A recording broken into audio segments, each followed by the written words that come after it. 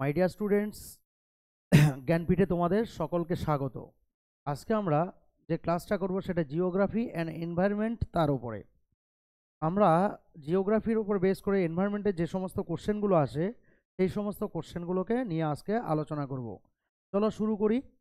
আমাদের first question, বিশ্ব ওজন দিবস কত তারিখে? চারটে অপশান রয়েছে: 16ই সেপ্টেম্বর, 11ই জুলাই, 22শে মার্চ, 31শে মে।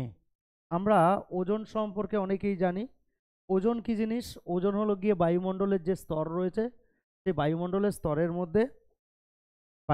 স্তরের মধ্যে স্ট্র্যাটোস্ফিয়ার বলে যে স্তরটা রয়েছে, সেই স্ট্র্যাটোস্ফিয়ারের মধ্যে ওজন বলে একটা স্তর রয়েছে, ওজন গ্যাস রয়েছে O3, যেটাকে সংকেতে কি বলা হয়? O3। এই ওজন স্তর যখন 1840 সালে স্কোনবি দ্বারা আবিষ্কৃত হয়, তার পরবর্তীকালে আমরা এই ওজন স্তরের ক্ষয় দেখতে পাই। যেই ক্ষয় দেখে ভীত সন্ত্রস্ত হয়ে আমাদের পৃথিবীর যে সমস্ত লিডিং দেশগুলো রয়েছে, সেই সমস্ত দেশগুলো একত্রিত হয় হয়ে 1987 সালে কানাডার মন্ট্রিল শহরে এই গ্যাস সম্পর্কিত বা এই বায়ুমণ্ডলের ওজন বিষয়ক একটা চুক্তি স্বাক্ষরিত হয়। যেই চুক্তিতে 16ই সেপ্টেম্বর দিনটিকে নির্ধারিত হয় ওজন স্তর দিবস হিসেবে। তাহলে ওজন স্তর দিবস কত তারিখে হয়? 16ই সেপ্টেম্বর। তাহলে ওজন কোন স্তরে অবস্থিত? স্ট্র্যাটোস্ফিয়ার স্তরে। ওজন স্তর নিয়ে প্রথম আলোচনা বসেছিল কত সালে? 1987 সালে। কোথায় বসেছিল? কানাডার মন্ট্রিল শহরে, যা মন্ট্রিল চুক্তি নামে খ্যাত। নেক্সট কোশ্চেনে চলে যাই। কোন ব্যারেজের জন্য পাঞ্জাবে সবুজ বিপ্লব ঘটে? এই সবুজ বিপ্লব ঘটে কোন ব্যারেজের জন্য? মূলত আমরা পাঞ্জাবে, আমাদের ভারতবর্ষের মধ্যে সবুজ বিপ্লবের যে আগমন হয়েছিল সেটা 1960-এর দশকে। 1960-এর দশকে। তাহলে এই 1960-এর দশকে পাঞ্জাবে সবুজ বিপ্লবের জন্য মূলত কোন ব্যারেজ তার জন্য সবচেয়ে অগ্রণী নিয়েছিল? সেটা হলো ভাকরা নাঙ্গাল। শতদ্রু নদীর ওপর যে ব্রিজটা রয়েছে সেটা ভাকরা নাঙ্গাল বা ব্যারেজ বলতে পারো, বা ভাকরা নাঙ্গাল বহুমুখী নদী পরিকল্পনা, যেই পরিকল্পনার মাধ্যমে পাঞ্জাব হরিয়ানা অঞ্চলে বিস্তীর্ণ অঞ্চলে জলসেচ করা হয় এবং ফসলের জলসেচ দেওয়া হয়। ডাব্লিউবির কোন জেলায়, নেক্সট কোশ্চেনের মধ্যে, ডাব্লিউবির কোন জেলায় যৌথ বন পরিচালন ব্যবস্থা প্রথম শুরু হয়? যৌথ বন পরিচালন ব্যবস্থা মূলত আসে 1976 সালে। যৌথ বন পরিচালন ব্যবস্থা আমরা যেটা আমাদের পশ্চিম মেদিনীপুরের আরাবাড়ি আমরা জানি, তাহলে সেটা ডাব্লিউবির কোন জেলায় যৌথ বন ব্যবস্থা প্রথম শুরু হয়েছিল? সেটা হবে কি? বাঁকুড়া।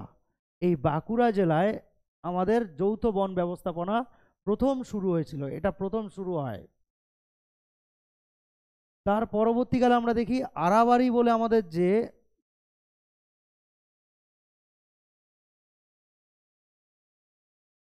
আরাবাড়ি বলে একটা যৌথ বন ব্যবস্থাপনা রয়েছে, সেটা আমাদের মেদিনীপুরে রয়েছে। নেক্সট কোশ্চেনে চলে যাই। রামসার সম্মেলনে এর মুখ্য বিষয় কি ছিল? পতিতা জমি, কৃষি জমি, মরুভূমি, জলাভূমি। আমরা রামসার সম্মেলন সম্পর্কে একটু জেনে আসি। 1971 সালে ইরানের রামসার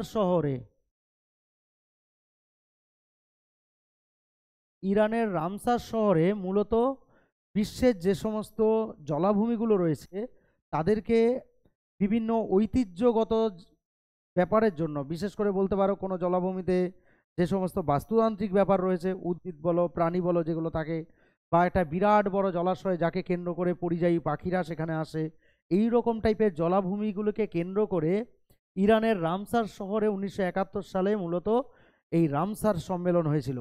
যেই রামসার সম্মেলনের মধ্য দিয়ে বলা হয়েছিল যে বিশ্বের মধ্যে যে সমস্ত জলাভূমিগুলো একটা বিরাট বড় বাস্তুতান্ত্রিক সিস্টেম রয়েছে সেগুলো যাতে নষ্ট না হয় তাকে রক্ষণাবেক্ষণ করা, তার জন্য তাদের সেই সমস্ত জলাভূমিগুলোকে রামসার সাইট হিসাবে ঘোষণা করা।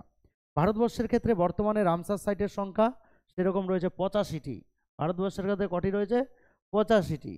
তাহলে তার মধ্যে আমাদের সুন্দরবনও রয়েছে কিন্তু একটা রামসার জলাভূমি হিসাবে খ্যাত। আমাদের। আর কি রয়েছে পশ্চিমবঙ্গে? পূর্ব কলকাতার জলাভূমি, সেটাও কিন্তু একটা রামসার সাইট। নেক্সট চলে যাই, ধোঁয়াশা বা স্মগ সৃষ্টির সম্ভাবনা সবচেয়ে বেশি কোন ঋতুতে? গ্রীষ্মকালে, বর্ষাকালে, শীতকালে, সবকটি যে সঠিক। তাহলে ধোঁয়াশা বা স্মগ হয় শীতকালে। শীতকালে যেহেতু কুয়াশা যেটা হয় সেটাই আবার ধোঁয়াশারও সৃষ্টি করে অনেক ক্ষেত্রে। কীরকম? বায়ুমণ্ডলের মধ্যে প্রচুর পরিমাণে ধূলিকণা যখন সৃষ্টি হয় তখন তার সঙ্গে কুয়াশা মিলে সেখানটায় ধোঁয়াশার সৃষ্টি করে। তাহলে সেটা কি হচ্ছে? ধোঁয়াশার সৃষ্টির সম্ভাবনা সবচেয়ে কোন ঋতুতে বেশি? সেটা শীতকালে। কোন মাটি আগ্নেয়গিরি থেকে সৃষ্টি হয়? আগ্নেয়গিরি থেকে সৃষ্টি হয় কোন মাটি? লাল মাটি, কালো মাটি, পাহাড়ি মাটি, বেলে মাটি। আগ্নেয়গিরি থেকে সৃষ্টি হয় হলো গিয়ে কালো মাটি। মূলত আগ্নেয়গিরির যে অগ্নুৎপাত ঘটে তার মধ্যে যে ম্যাগমা বা লাভা বলতে পারো সেটা থাকে, সেটা মূলত ব্যাসল্ট বা গ্রানাইট এই জাতীয় শিলার সৃষ্টি করে। তাহলে সেটা মূলত পরবর্তীকালে কালো মাটি আমরা দেখতে পাই কোথায়?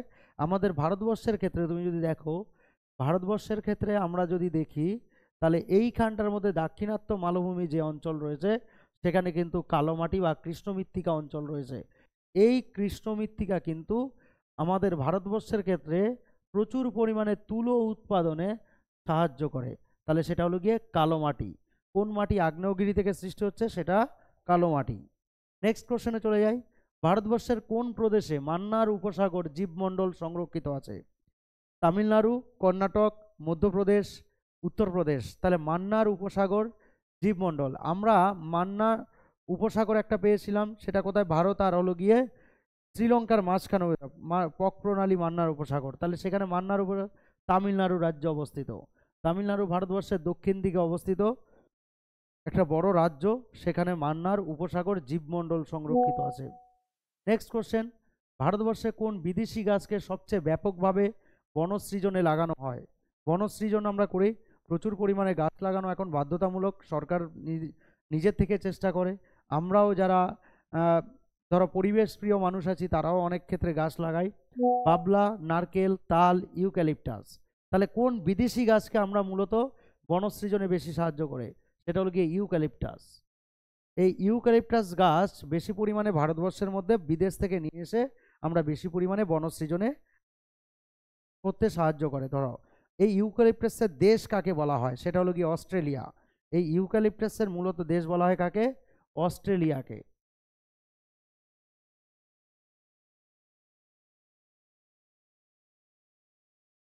অস্ট্রেলিয়াকে ইউক্যালিপটাসের দেশ বলা হয়। নেক্সট কোশ্চেনে চলে যাই, ভারতবর্ষে ব্রয়লার আইন প্রচলন করা হয় কোন সালে? 1920, 1923, 1936, 1942। ব্রয়লার আইন বলতে ব্রয়লার মুরগি নয় কিন্তু, ব্রয়লার আইন হলো গিয়ে মূলত হলো গিয়ে আমাদের যে ব্লাস্ট ফার্নেসগুলো, আমাদের যে সমস্ত শিল্প কারখানা তৈরি হয়েছিল সেই শিল্প কারখানার যে চুল্লিগুলোকে সেগুলোকে মূলত আইনের আওতায় নিয়ে আসা হয়েছিল। সেটা কত সালে হয়েছিল? 1923 সালে। 1923 সালে ভারতবর্ষে ব্রয়লার আইন, কারণ তখনকার সময় যে সমস্ত শিল্প কারখানা তৈরি হতো বা যে সমস্ত জিনিসগুলো বাষ্পীয় ইঞ্জিন ফিঞ্জিন ছিল এইগুলোর ক্ষেত্রে মূলত যে আইনটা কার্যকরী ছিল সেটা ব্রয়লার আইন 1923 সালে হয়েছিল। নেক্সট, ভারতবর্ষের ল্যান্টেনা ক্যামেরা কোন দেশ থেকে আমদানি করা হয়?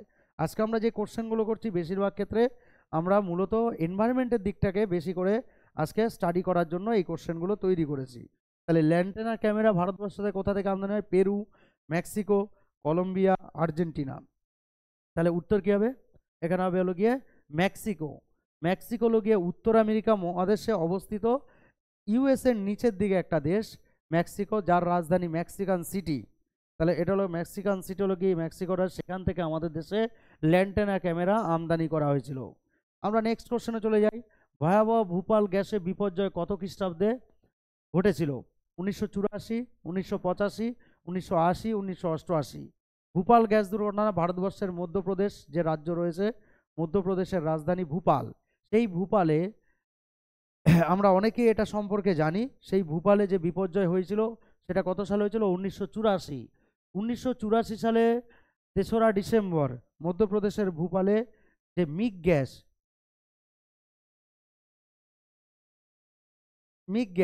মিথাইল আইসোসায়ানাইড, এই মিথাইল আইসোসায়ানাইডটা হলো গিয়ে বিভিন্ন রকম যে আমাদের ভারতবর্ষের মধ্যে তৎকালীন সময়ে প্রায় 4,000 মানুষের মৃত্যুবরণ হয়েছিল এই ভূপাল গ্যাস দুর্ঘটনায়। এটা কত সালে হয়েছিল? 1984 সালে ভূপাল হয়েছিল 3রা ডিসেম্বর। তাহলে ভূপাল গ্যাস দুর্ঘটনা কোথায় হয়েছিল? ভারতবর্ষের মধ্যপ্রদেশের রাজধানী ভূপাল। নেক্সট, ভারতবর্ষে বন সংরক্ষণ আইন প্রচলন হয় কোন সালে? 1998, 2003, 1980, এদের কোনোটিই নয়। বন সংরক্ষণ আইন আমাদের যে সমস্ত প্রাকৃতিক বনভূমিগুলো রয়েছে সেগুলোকে সংরক্ষণ করে, সেগুলো বিভিন্ন প্রাণীর হতে পারে, এগুলো বিভিন্ন পাখির হতে পারে, তার জন্য আমরা বিভিন্ন প্রোটেক্টেড ফরেস্ট যেগুলোকে আমরা করে রাখি সেগুলোকে যাতে সংরক্ষিত থাকতে পারে, তারাও যাতে প্রকৃতির মধ্যে বেঁচে থাকতে পারে মানুষের পাশাপাশি, তার জন্য আইন প্রচলন হয়েছিল। কত সাল হয়েছিল? 1980 সালে। বন সংরক্ষণ আইন 1980। নেক্সট কোশ্চেনে চলে যাই, ভারতবর্ষের কোন প্রদেশে কেওলাদেও জাতীয় উদ্যান অবস্থিত? কেওলাদেও জাতীয় উদ্যান, আমরা অনেক জাতীয় উদ্যান রয়েছে ভারতবর্ষের মধ্যে, তার মধ্যে কেওলাদেও জাতীয় উদ্যান কোথায় অবস্থিত? অসম, রাজস্থান, কেরালা, মধ্যপ্রদেশ। তাহলে এটা হবে কোথায়? রাজস্থান। রাজস্থানে রয়েছে কেওলাদেও জাতীয় উদ্যান। আবার তোমরা ঘানার নাম শুনতে পারো, রাজস্থানের ঘানা রয়েছে সেখানে। তাহলে কেওলাদেও জাতীয় উদ্যান কোথায়? রাজস্থানে অবস্থিত। নেক্সট কোশ্চেনে চলে যায়, পার্থিব মূলধন এর একটি উদাহরণ হলো। তাহলে পার্থিব মূলধন যেটা কি? ধর্ম, সংস্কৃতি, জল, সামাজিক রীতিনীতি। পার্থিব যেটা পৃথিবীর মধ্যে থেকে নিজে থেকে এসছে, তাহলে সেটা কোথা থেকে পাই আমরা? মূলত জল। তাহলে পার্থিব এর মূলধন কি হবে? জল। বাকি যেগুলো দেখো সেগুলো মানুষের সঙ্গে সৃষ্টি হয়। তার মধ্যে তুমি দেখতে পারো ধর্ম। ধর্ম দেখো এক একটি ধর্ম আমাদের এক এক সময়ে উদ্ভব হয়েছে বলে জানা যায়। আমরা প্রত্যেকটা ধর্ম আমরা মানুষ যারা তৈরি করেছি তারা কিন্তু সবাই সব ধর্মের, যে কত সালে কে কিভাবে ধর্মটাকে নিয়ে আসেন। আমরা এর ক্ষেত্রে দেখি মূলত যদি আমরা হিন্দু ধর্মে বিশ্বাসী হয়ে থাকি তাতে কিন্তু আমরা দেখি আমাদের ধর্ম কিন্তু বহু প্রাচীন, যার কিন্তু কোথা থেকে শুরু হয়েছে সেটাও কিন্তু নির্দিষ্টভাবে আমরা কেউ বলতে পারি না বিশেষ করে। তাহলে অনেক বহুকাল প্রাচীন ধর্ম ছিল আমাদের মূলত হিন্দু ধর্ম। তাহলে এখানে পার্থিব বলতে এখানে কোনটা পেলাম? জল। বাকিগুলো কিন্তু আমাদের নিজেদের মনুষ্য সৃষ্ট ব্যাপার ছিল। Convention on biodiversity, CBD, convention on biodiversity কোন দেশে অনুষ্ঠিত হয়েছিল? Mexico, Brazil, Japan, Argentina. এই যে কনভেনশন অফ বায়োডাইভার্সিটি এইটা আমাদের মূলত ব্রাজিলের রিও শহরে, রিও ডি জেনিরো 1992 সালে, 1992 সালে ব্রাজিলের রিওতে এই সম্মেলন হয়েছিল। কি হয়েছিল? ব্রাজিলের রিওতে হয়েছিল হলো গিয়ে কনভেনশন অন বায়োডাইভার্সিটি, সিবিডি, পরিবেশ বিষয়ক মূলত এই সম্মেলন ছিল। নেক্সট কোশ্চেনে চলে যাই, ভারতবর্ষের কোন রাজ্যে পাঁচমারি জৈবমণ্ডল সংরক্ষিত এলাকা রয়েছে? পাঁচমারি একটা শৈল শহর যেখানে আমরা অনেকে ঘুরতে গেছি, আমরা যারা ঘুরতে ভালোবাসি তারা যাই। কর্ণাটক, তামিলনাড়ু, মধ্যপ্রদেশ, উত্তরপ্রদেশ। তাহলে অ্যান্সার কী হবে? মধ্যপ্রদেশ। পাঁচমারি যে শৈল শহর রয়েছে সেটা মধ্যপ্রদেশ অবস্থিত, সেটা পাঁচমারি একটা জৈবমণ্ডল সংরক্ষিত এলাকা। নেক্সট কোশ্চেনে চলে যাই, পুনর্নবীকরণযোগ্য সম্পদের একটি উদাহরণ দাও। পুনর্নবীকরণ, আবার পুনরায় নতুন করে আমরা ইউজ করতে পারি এখানে। পেট্রোলিয়াম, কয়লা, বন সম্পদ, এদের কোনোটিই নয়। পুনর্নবীকরণ কোনটাকে করা যায়? ধরো আমরা যদি এখানে বলছি যে এই তিনটা অপশনের মধ্যে স্পেসিফিক এখানটা বন সম্পদের দিকে আমরা যাব। কেন যাব? কারণ আমরা বনভূমিকে কিন্তু একবার একটা গাছকে কেটে আবার কিন্তু সেই জায়গায় পরিপূর্ণ, যদি বনভূমিটাকে কাটি সেখানে কিন্তু আবার নতুন করে গাছ লাগাতে পারি, ঠিক আছে? আর পেট্রোলিয়াম আর কয়লা যেটা রয়েছে সেটাকে কিন্তু আমরা ইউজ করলে সেটাকে আবার নতুন করে কিন্তু আমরা আর পাই না, একবার ইউজ করলে সেটা আবার শেষ হয়ে যায়। তাই পুনর্নবীকরণযোগ্য সম্পদের একটি উদাহরণ কি? বন সম্পদ বলতে পারো। নেক্সট, জৈবিক আগাছানাশকের একটি উদাহরণ দাও। আমরা আগাছানাশক কি, এখন বর্ষাকাল তোমরা জানো বাড়ির আশেপাশে প্রচুর পরিমাণে আগাছা তৈরি হয়। আমরা যারা চাষবাসের সঙ্গে যুক্ত তারা দেখতে পাই যে জমিতে আমরা যে ফসলটাকে তৈরি করি বা জমিতে আমরা বপন করি বা লাগাই, সেই সমস্ত ফসলের থেকে অন্যান্য আবর্জনামূলক আগাছা সেগুলো বেশি হয়ে যায়। তারপরে আমরা কি দেই ওখানে? 2,4-D, অনেকে নাম শুনেছ 2,4-D আগাছানাশক একটা, এই 2,4-D। আবার আমরা জৈবিক আগাছানাশক বলছি, যে গাছটাকে লাগালে পরে নিজে থেকে সে তার আগাছাগুলোকে নাশ করে দিতে পারে। তাহলে এখানে কি হবে? সূর্যমুখী, ডিডিটি, ইউরিয়া, ফসফেট। তাহলে এখানে কিন্তু জৈবিক বলেছে, যার মধ্যে জীব রয়েছে, তার মানে হলো সূর্যমুখী। সূর্যমুখী কিন্তু একটা জৈবিক আগাছানাশক উদ্ভিদ। বাকিগুলো তো আমরা নিজেরা তৈরি করি, ডিডিটি রাসায়নিক হিসাবে, ইউরিয়া সার হিসাবে, ফসফেট সার হিসাবে। নেক্সট কোশ্চেনে চলে যাব, দিহাং দিবাং জৈবমণ্ডল ভারতবর্ষের কোন রাজ্যে অবস্থিত? আমরা অনেকেই নামটা শুনেছি, মূলত একটা নদীর নাম দিয়ে দিহং আর দিবাং আমরা নাম শুনেছি এটার। অসম, সিকিম, মেঘালয়, অরুণাচল প্রদেশ। তাহলে এটা কোথায় হবে? অরুণাচল প্রদেশ, যেখানে ব্রহ্মপুত্র নদী মূলত অরুণাচল প্রদেশে ওই অঞ্চলে দিহাং দিবাং জৈবমণ্ডল অবস্থিত। নেক্সট কোশ্চেনে চলে যাব আমরা। অ্যাজাডিরাক্টা ইন্ডিকা কোন উদ্ভিদের বৈজ্ঞানিক নাম? অ্যাজাডিরাক্টা ইন্ডিকা আমরা যারা ক্লাস 9, 10, 11, 12-এ পড়াশোনা করি তারা আমরা অনেক গাছের বা অনেক প্রাণীর বৈজ্ঞানিক নাম সম্পর্কে আমরা জানি। মূলত যাদের বায়োলজি সাবজেক্ট রয়েছে তারা ওই ক্ষেত্রে পড়েছে। জিওগ্রাফির মধ্যেও এখন বর্তমানে রয়েছে, আবার এনভায়রনমেন্টাল সায়েন্স যাদের রয়েছে তাদের ক্ষেত্রেও এই বৈজ্ঞানিক নাম, আর এখন পরীক্ষার ক্ষেত্রেও বিভিন্ন এক্সামের মধ্যেও কিন্তু এরকম বৈজ্ঞানিক নাম আসছে। তাহলে এখানে অ্যাজাডিরাক্টা ইন্ডিকা কোন গাছের বিজ্ঞানসম্মত নাম? আমরা এখানে মূলত নিম গাছের বিজ্ঞানসম্মত নাম হলো গিয়ে অ্যাজাডিরাক্টা ইন্ডিকা। আমরা অনেক সময় পড়েছিলাম ম্যাঙ্গিফেরা ইন্ডিকা কার বিজ্ঞানসম্মত নাম? আমের বিজ্ঞানসম্মত নাম ছিল ম্যাঙ্গিফেরা ইন্ডিকা। নেক্সট কোশ্চেন, অতিরিক্ত মাত্রায় নাইট্রোজেনের প্রভাবে কোন রোগ সৃষ্টি হয়? নাইট্রোজেনের পরিমাণ যদি বেশি হয়ে যায় তাহলে কি হয়? টাইফয়েড, জিয়ার্ডিয়াসিস, পোলিও, নীল শিশু সিনড্রোম। তাহলে কি হবে এখানে? অতিরিক্ত মাত্রায় নাইট্রোজেনের প্রভাবে হয় নীল শিশু সিনড্রোম। নীল শিশু সিনড্রোম হয় হলো গিয়ে অতিরিক্ত মাত্রায় যখন নাইট্রোজেন এর প্রভাব হয়। একটি শান্ত এলাকায় রাতের বেলায় শব্দমাত্রার সর্বাধিক অনুমোদিত মাত্রা কত থাকে? 50 ডেসিবেল, 65 ডেসিবেল, 45 ডেসিবেল, 40 ডেসিবেল। আমরা জানি এমনিতে হলো গিয়ে কোনো একটা জায়গা শান্ত এলাকা থাকলে সেটা হলো গিয়ে 60 ডেসিবেল অবধি এটা গ্রহণযোগ্য একটা মাত্রা শব্দের। কিন্তু রাতের বেলা যদি কোনো জায়গা থাকে একটা শান্ত এলাকা, ধরো কোনো একটা পাড়া হতে পারে, কোনো একটা এলাকা হতে পারে যেখানে মানুষ তখন বিশ্রাম নেয় বা নিদ্রা যায়, তখন কিন্তু সেই এলাকায় 45 ডেসিবেলের বেশি শব্দ করা যায় না। যদিও আমরা আমাদের সামনে পুজো আসছে, আমরা দেখব এক একটা বক্সের আওয়াজ সেটা 80, 90, 100 ডেসিবেলের ওপরেও চলে যাবে। নেক্সট, জীববৈচিত্র্য শব্দটি প্রথম প্রচলন করেন কে? ওস্ট্রবি, উইলসন, ওয়েবার, হেকেল। জীববৈচিত্র্য শব্দটি প্রথম কে প্রচলন করেছিল? উইলসন। উইলসন প্রথম জীববৈচিত্র্য শব্দটি, যার মধ্যে প্রাণী বৈচিত্র্য, উদ্ভিদ বৈচিত্র্য এই দুটো বৈচিত্র্যকেই লক্ষ্য করা যায়, তাহলে এটা কে বলেছিল? Wilson. Next question, vermi compost হলো এক প্রকারের রাসায়নিক সার, সায়ানোব্যাকটেরিয়াম, জৈব সার, সবুজ শৈবাল। ভার্মি কম্পোস্ট কার সঙ্গে যুক্ত? ভার্মি কম্পোস্ট হলো গিয়ে কেঁচোর সঙ্গে যুক্ত। কেঁচোকে যদি বিজ্ঞানসম্মতভাবে কোনো জায়গায় প্রতিপালন করা হয় তাহলে সেখান থেকে প্রচুর পরিমাণে সারের উদ্ভব ঘটানো যায়। কেন? কেঁচো মাটির নিচের মাটিকে উপরে তোলে, উপরে মাটিকে নিচে নামায়, মাটির পরিবেশ থেকে নাইট্রোজেন সেটাকে সংবদ্ধ হতে সাহায্য করে অনেক ক্ষেত্রে, তাহলে সেটা জৈব সারের সৃষ্টি করে। মূলত আমরা যদি বাড়ির আশেপাশে যারা গরু প্রতিপালন করি বা বাড়িতে গরু পুষি তারা দেখি যে সমস্ত জায়গায় গোবর টোবর আমরা রেখে দেই নির্দিষ্ট জায়গায়, তাহলে কিন্তু সেখানে আমরা দেখতে পাই কি সেখানে প্রচুর পরিমাণে সারের উদ্ভব হয়, সেখান থেকে জৈব সার সৃষ্টি হয়। নেক্সট কোশ্চেনে চলে যাব আমরা। ভারতবর্ষে টাঙ্গিয়া পদ্ধতি প্রচলন করেছিলেন কারা? ডাচ, ব্রিটিশ, মুঘল, ফরাসি। টাঙ্গিয়া একটা কৃষি পদ্ধতি, যেটা প্রাচীন কৃষি পদ্ধতি। আমরা যেরকম স্থানান্তর কৃষি জানি, আমরা আদিম কৃষি জানি, আমরা বাণিজ্যিক কৃষি জানি, আমরা নিবিড় কৃষি জানি, তেমনি টাঙ্গিয়া একটা কৃষি পদ্ধতি যেটা কিনা ভারতবর্ষে কারা করেছিল? ব্রিটিশরা। ব্রিটিশরা এই পদ্ধতির প্রচলন করেছিলেন। নেক্সট কোশ্চেনে চলে যাব। কত খ্রিস্টাব্দে ভারতবর্ষে, নেক্সট কোশ্চেন হলো গিয়ে আইএসও 10,500 অনুযায়ী পানীয় জলে আর্সেনিকের অনুমোদিত মাত্রা কত?